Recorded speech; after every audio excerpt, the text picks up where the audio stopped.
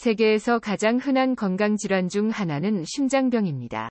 사람들은 흔히 심장병을 고혈압, 높은 콜레스테롤, 흡연의 조합으로 인한 것이라고 생각합니다. 이들이 심장병의 원인이 된다는 것은 사실입니다. 그러나 가장 큰 위험 요인은 사실 업무와 관련된 스트레스입니다. 업무상 스트레스는 혈압과 콜레스테롤 상승의 주요 원인입니다. 오랫동안 의학에서 지배적인 이론은 심신이원론이었습니다. 이 이론은 정신의 내적 작용이 신체의 나머지 부분과는 아무런 관련이 없다고 말합니다. 이원론은 의사들이 이 둘을 따로 연구하도록 강요하고 우리 몸은 몸이 속한 환경과 격리된 상태로 기능한다고 선언합니다. 하지만 이런 이론은 몸과 마음 사이에 증명된 깊은 연결고리를 무시한 것입니다. 이원주의가 만연함에도 불구하고 그것이 모든 것을 말해주지 않는다는 설득력 있는 증거가 있습니다. 바로 새로운 의학 분야인 정신신경면역학 덕분입니다. 정신신경면역학은 감정이 생리에 영향을 미치는 과정을 연구합니다. 수많은 연구들은 우리의 일상 경험과 스트레스가 면역 체계에 어떻게 영향을 미치는지 보여줍니다. 예를 들어, 한 연구에서는 위대생들의 면역 체계가 다가오는 기말고사의 압박으로 약화된다는 것을 발견했습니다. 특히 이들 학생 중 가장 외로운 학생 집단이 면역 체계에 가장 큰 부정적 영향을 받았습니다. 이 모든 결과는 감정적인 자극에서 시작됩니다. 감정은 인간의 신경계에서 나오는 전기적, 화학적, 호르몬 분비물입니다. 이것들은 주요 장기의 기능과 면역 체계에 영향을 주고 영향을 받습니다. 특히 스트레스는 면역 체계를 무력화시킵니다. 그 영향은 크고 심지어 만성 질환을 일으킬 수도 있습니다. 한 연구에서 소개된 환자인 메리가 좋은 예를 제시합니다. 메리는 피부, 식도, 심장, 폐, 그리고 다른 조직을 경직시키는 자가면역 질환인 경피증을 앓고 있었습니다. 어느 날, 메리는 극도로 감정적인 억압에 시달렸던 그녀의 삶의 이력을 연구진과 나누었습니다. 그녀는 어렸을 때 학대를 당했고, 계속해서 언니들을 양부모로부터 보호해야 했습니다. 청소년기를 거쳐 성인이 될 때까지도 그녀는 자신의 감정을 거의 고려하지 않았고, 경피증이 악화되었음에도 불구하고 다른 사람들을 책임졌습니다. 메리의 반복적인 감정 억제는 그녀의 몸의 면역 방어력을 무력화시켜서 경피증의 파괴에 취약하게 만들었습니다. 사람 개개인에게 스트레스가 되는 요인은 서로 다를 확률이 높습니다. 이는 스트레스를 경험하는 데 필수적인 요소가 주어진 스트레스 요인을 해석하는 특정 처리 시스템이기 때문입니다. 우리는 모두 동일한 기본 처리 시스템, 즉 뇌와 신경 시스템을 가지고 있습니다. 하지만 스트레스 요인의 정의는 그것의 의미를 부여하는 사람에 따라 크게 달라집니다. 예를 들어, 직장을 잃는 것은 저축이 많은 고위 간부보다 월급으로 생활하는 사람에게 훨씬 더 스트레스를 줄 것입니다. 결국, 모든 형태의 스트레스는 생존을 위해 필요하다고 인식하는 무언가가 위협을 받고 있다는 감정에서 비롯됩니다. 스트레스의 영향은 신체의 많은 부분에서 느낄 수 있습니다. 하지만 그것은 주로 호르몬, 면역, 그리고 소화기 계통의 세 가지 시스템에 영향을 미칩니다. 우리가 처음 위협을 알아차렸을 때, 뇌간에 위치한 시상하부는 CRH라는 호르몬을 분비합니다. 이 호르몬은 뇌하수체로 이동하는데, 뇌하수체는 ACTH라고 불리는 다른 호르몬을 분비합니다. 혈액은 ACTH를 신장 위의 지방 조직에 위치한 부신까지 운반합니다. 그리고 나서 부신은 몸의 거의 모든 조직과 장기에 작용하는 코티솔을 분비합니다. 그것은 면역 체계를 억제하고 혈액을 장기에서 근육으로 보내고 심장을 더 빨리 뛰게 합니다. 이 솔루션의 목표는 당면한 위협에 초집중하여 보다 효과적으로 대응할 수 있도록 하는 것입니다. 코티솔은 우리가 급성, 단기적인 상황에서 살아남을 수 있도록 도와줍니다. 하지만 스트레스가 만성화되고 장기간 지속된다면 축적되는 코티솔은 조직을 파괴하고 혈압을 높이고 심장을 손상시킬 수 있습니다. 한 연구는 자연살해 세포로 알려진 면역세포의 활동에 대한 만성 스트레스의 영향을 조사했습니다. 자연살해 세포는 암과 같은 악성세포를 파괴하는 능력이 있습니다. 연구는 만성적으로 스트레스를 받는 알츠하이머 병 환자의 간병인에게서 NK세포의 기능이 현저하게 억제된다는 것을 보여주었습니다. 게다가 간병인들이 입은 상처는 대조군보다 낫는데 평균 9일이 더 걸렸습니다. 간병인들은 또한 독감 예방접종의 예방 효과도 덜했습니다. 이것이 스트레스가 몸을 공격하기 시작하는 방법입니다. 레이첼은 아버지가 가장 좋아하는 오빠와 끊임없이 갈등을 겪으며 자란 젊은 여성입니다. 어렸을 때 레이첼은 전형적인 예의 바른 소녀였습니다. 성인으로서 그녀는 이 이미지를 유지하기 위해 열심히 노력했습니다. 어느 해 유대인의 새해 축하인 나팔절에 그녀는 가족을 위한 저녁을 준비하는 것을 도우며 어머니의 집에 있었습니다. 하지만 레이첼은 남들과 함께 식사할 생각이 없었습니다. 대신에 그녀는 오후 4시에 떠나 오빠, 시누이, 그리고 조카가 함께 축제를 즐길 수 있도록 했습니다. 그녀는 요리하고 준비하는 모든 일을 했지만 동생이 그녀를 원하지 않는다는 것을 알았기 때문에 저녁 식사에 자신을 초대하지 않았습니다. 그녀가 어머니의 집을 떠날 때쯤 류마티스 관절염이 있는 다리 중 하나의 극심한 통증을 경험하기 시작했습니다. 평소에는 말로 고통을 표현하는 사람이 아니었지만 어쩔 수 없이 그녀는 비명을 질렀습니다. 결국 그녀는 응급실로 가야 했습니다. 스트레스가 그녀의 병을 악화시켰던 것입니다. 우리의 면역 방어력은 신중하게 균형을 유지해야 합니다. 그렇지 않으면 그들이 보호해야 할 바로 그 조직을 해칠 수 있습니다. 어떤 상황에서는 이것은 류마티스 관절염과 같은 다양한 자가면역 질환으로 진단될 수 있습니다. 자가면역 질환은 면역체계가 몸을 공격하고 그 과정에서 관절, 결합조직, 장기를 손상시키는 것을 포함합니다. 자가면역 질환은 여러 가지 요인에 의해 유발될 수 있지만 이 질환에 시달리는 많은 사람들의 경우 경계를 정하는 데 어려움을 겪는다는 공통점이 있습니다. 즉, 그들은 자기와 비자기 사이의 혼란을 경험하고 끊임없이 다른 사람들의 요구를 최우선으로 하는 동시에 자신의 욕구를 억누르고 있는 것입니다. 그들의 감정적 억압의 스트레스는 면역체계에 반영되고 이에 따라 면역체계는 어떤 세포를 공격해야 하는지 그리고 어떤 세포를 내버려둬야 하는지 이해하지 못하게 됩니다. 1965년에 수행된 연구는 이것을 설명하는 데 도움이 될 수 있습니다. 연구에서는 류마티스 관절염을 가진 여성들의 건강한 친척들을 조사했습니다. 이 연구에서 36명이 조사 대상자 중 14명은 이 질병의 특징 중 하나인 류마티스 인자인 RF라고 불리는 항체에 대해 양성 반응을 보였습니다. 이 그룹은 RF 음성 반응자보다 분노 억제와 사회적 용인 가능성에 대한 우려를 반영하는 심리적 척도에서 유의하게 높은 점수를 받았습니다. RF의 존재는 감정적 억압과 그에 따른 스트레스가 이미 이 여성들의 몸에서 안 좋은 면역 반응성을 시작했음을 암시합니다.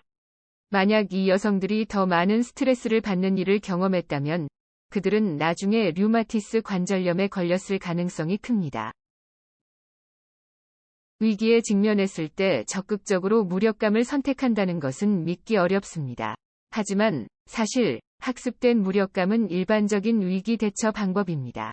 학습된 무력감은 사람들을 행동하지 않는 쪽으로 이끕니다. 심지어 행동을 할 기회가 주어졌을 때조차도 그들은 스트레스를 받는 상황으로부터 자신들을 탈출시키지 않습니다. 스트레스를 받는 상황은 문제가 있는 관계에서부터 숨막히고 지루한 직업에 이르기까지 무엇이든 될 수 있습니다. 슬프게도 이러한 건강하지 못한 대처 방법은 필연적으로 시간이 지남에 따라 스트레스 수준을 악화시킵니다. 한 연구에서 소개된 여인 나탈리는 삶의 다양한 스트레스 요인에 나름 대처하기 위해 학습된 무력감이 생겼습니다. 1996년 봄과 여름 동안 그녀의 스트레스는 극도로 증가했습니다. 그해 3월, 그녀의 16살 아들이 약물 재활 과정을 마치고 퇴원했습니다. 그리고 나서 7월에 그녀의 남편 빌은 악성 종양 수술을 받았습니다. 나중에 그들은 암이 빌의 간으로 전이되었다는 것을 알아냈습니다. 그러는 동안 나탈리는 가끔 피로와 어지러움, 그리고 귀가 울리는 것을 경험했습니다. 5월에 그녀는 현기증을 경험했지만 CT 촬영 결과 아무런 이상이 없었습니다. 하지만 7월 위 MRI는 최종적으로 중추신경계의 세포 기능을 손상시키는 다발성 경화증, 즉 멀티플 스클러로시스 진단을 내렸습니다. MS의 원인은 미스터리입니다. 우리는 질병에 대한 유전적 소인을 유전하는 것은 가능하지만 질병 자체를 유전할 수는 없습니다. 게다가 필요한 유전자를 가진 사람들조차 MS에 걸리지 않는 경우가 많습니다. 따라서 전문가들은 MS의 발병은 스트레스와 같은 환경적인 요인에 의해 촉발된다고 믿고 있습니다. 연구에 따르면 MS 환자의 85%가 스트레스를 많이 받는 사건 후에 증상이 나타나는 것을 경험했다고 합니다. 이와 유사하게 인간관계에서의 어려움이나 재정 불안과 같은 극심한 스트레스로 고통받는 MS 환자들은 증상이 악화될 가능성이 거의 4배 높습니다. 하지만 근본적인 문제는 스트레스 그 자체가 아닙니다. 대신 이러한 문제에 직면했을 때 환경적으로 조정된 무력감입니다. 그녀의 MS에도 불구하고 나탈리는 남편을 돌보았습니다. 남편이 바람을 피우고 술을 많이 마시며 공공장소에서 정기적으로 그녀를 난처하게 만들었음에도 불구하고 그를 돌봤습니다. 불행히도 나탈리는 남편의 잘못에 대처하는 방법으로 학습된 무력감을 선택하고 발전시켰습니다. 이것은 의심할 여지 없이 그녀의 MS를 악화시켰습니다. 절대 거절하지 않음으로써 나탈리의 감정은 억압되었습니다. 그녀는 더 이상 스트레스 받는 일을 스트레스로 인지하지 않았습니다. 그녀는 괜찮았다고 느꼈을지 모르지만 그녀의 면역 체계는 공격에 취약하게 변하고 있었습니다. 장이 하는 말을 따르라는 조언을 들어본 적이 있나요? 이는 일반적인 조언이며 상당히 건전한 조언입니다. 왜냐하면 당신의 뇌와 장기는 지속적으로 소통하고 있기 때문입니다. 뇌는 피부, 눈, 귀와 같은 감각기관에서 장으로 데이터를 전달합니다. 하지만 먼저 뇌의 감정 중추가 그 데이터를 해석합니다. 그리고 나서 내장의 생리적인 움직임은 뇌의 해석을 강화합니다. 이것은 우리가 의식적으로 인식하는 직감으로 이어집니다. 그러나 외상이나 만성 스트레스와 같이 속을 힘들게 하는 경험이 너무 많으면 신경학적 의사소통 채널이 과민해질 수 있습니다. 이것은 약한 자극에 의해 신경이 흥분되는 결과를 초래할 수 있습니다. 다시 말해, 과민한 사람은 비슷한 상황에서 다른 사람보다 더 큰 고통을 겪게 되는 것입니다. 신경학적 요인의 결과로 인한 장 기능 장애는 과민성 대장 증후군을 가진 사람들에게서 특히 두드러집니다. 이 증후군은 비록 몸의 기능을 손상시키지만 그 증상은 감염이나 다른 어떤 이상으로 설명될 수 없기 때문에 기능 장애로 간주됩니다. 이들 증후군, 그리고 이와 함께 여타의 다른 기능 장애를 가진 환자들의 경우에는 성적, 신체적 학대를 경험했을 확률이 높습니다. 이것은 그들의 정상적인 신경계 반응을 변화시켜 스트레스 자극에 더 민감하게 만드는 요인이 됩니다. 이러한 특성을 밝히기 위해 한 연구는 참가자들의 대장의 풍선과 같은 것을 인공적으로 부풀려 팽창시켰습니다. 기능 장애를 앓고 있는 사람들은 대조군보다 훨씬 더 큰 고통을 토로하면서 과민증을 보였습니다. 하지만 인지한 고통의 정도만 가지고 기능 장애를 앓고 있는 사람들을 구별한 것은 아닙니다. 뇌 스캔 결과 풍선이 부풀어 오른 상태에서 전전두피질이 활성화되는 것을 확인했는데 대조군에서는 관찰되지 않았습니다. 이것은 기능 장애를 가진 환자들의 뇌가 생리적인 자극을 더 극단적으로 해석한다는 것을 보여주었습니다. 전전두피질은 뇌가 감정적인 기억을 저장하는 곳입니다. 또한 과거의 경험에 비추어 현재의 외부 자극을 해석하는 것을 돕습니다. 만약 뇌의 이 부분이 활성화되어 있다면 그것은 감정적으로 중요한 무언가가 일어나고 있다는 것을 의미합니다. 하지만 그것을 활성화시키는 것은 의식적인 결정이 아니라 단지 신경 경로가 촉발된 결과입니다. 그래서 만약 정신적 손상이 기능 장애의 근본 원인이라면 심리적인 개입이 그들을 치료하는 데 효과적일 수 있습니다.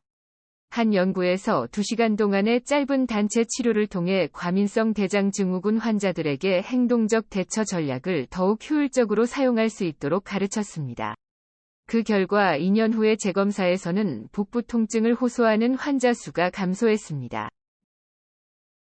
1998년 제9회 국제 루게릭병 심포지엄에서 2명의 신경학자는 루게릭병 환자들은 왜 그렇게 좋은가? 라는 논문을 발표했습니다. 저자들 중 한 명은 환자들이 근육의 움직임을 조절하는 신경세포를 공격하는 질병인 루게릭병을 가지고 있는지 여부를 판단하기 위해 테스트를 수행하는 기술자들에 대해 흥미로운 주장을 펼쳤습니다. 기술자들은 종종 그들의 결과와 함께 이 환자는 충분히 친절하지 않기 때문에 루게릭병에 걸릴 수 없다고 언급하기도 했습니다. 이상하게도 이러한 예측은 거의 항상 맞는 것으로 드러났습니다. 친절함은 특별히 과학적인 척도로 보이지는 않습니다. 그럼에도 불구하고 이 연구는 친절함이 루게릭병 환자 성격의 주요 특징으로 추측된다고 밝혔습니다. 루게릭병 또는 근위축성 측사경화증이 있는 사람들은 종종 정서적 박탈이나 상실을 수반하는 어린 시절과 비슷한 뒷이야기를 공유합니다. 이것은 종종 어른이 된 후에도 정서적 억압과 과도한 의무감으로 이어지는데, 이것은 그를 변함없이 착해 보이게 만들 수 있습니다. 일종의 착함에 집착인 것입니다. 유명한 양키스 야구 선수인 루 게릭은 이 성격의 실제 예시였습니다.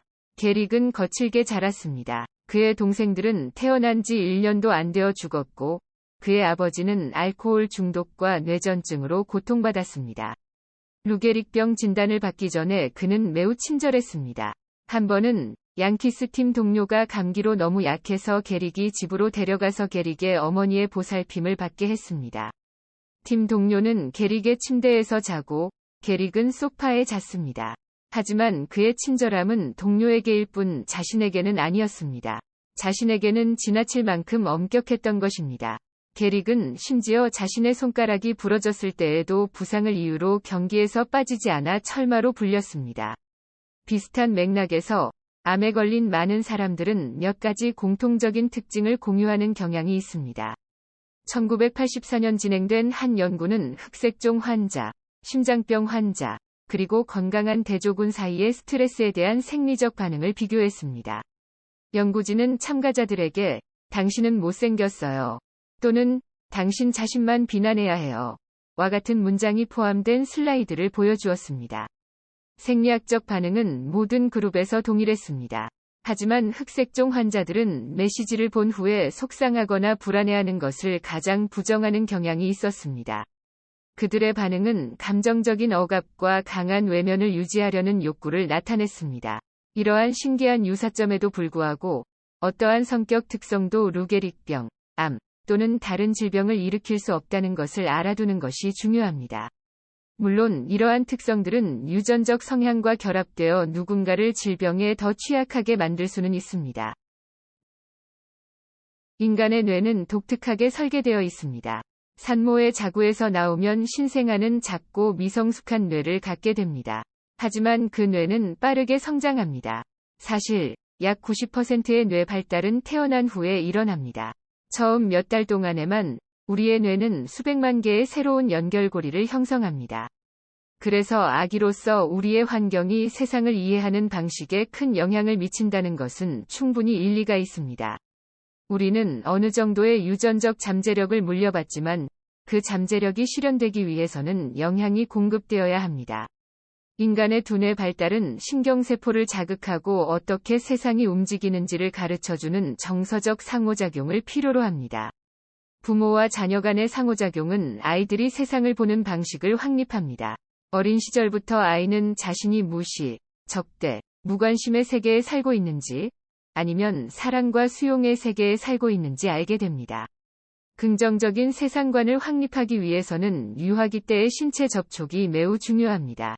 부모님의 손길은 아이의 성장과 발달을 촉진합니다.